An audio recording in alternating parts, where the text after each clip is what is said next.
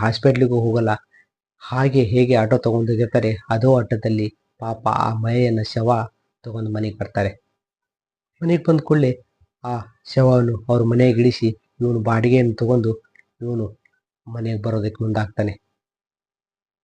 ಇವನು ಬರೋ ಟೈಮಿಂಗ್ ಬಂದ್ಬಿಟ್ಟು ರಾತ್ರಿ 8 ಗಂಟೆ ಆಗಿರುತ್ತೆ.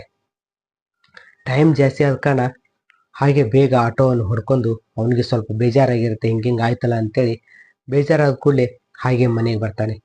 ಆಟೋವನ್ನು ಸೈಡ್ ಪಾರ್ಕ್ ಮಾಡಿ ಮನೆಗೆ ಬರ್ತಾನೆ. ಅವನ ಹೆಂಡತಿ ಬಂದ್ಬಿಟ್ಟು ಅವನಿಗೆ ನೀರು ಕೊಡೋದಕ್ಕೆ ಮುಂದೆ ಬರ್ತಾಳೆ.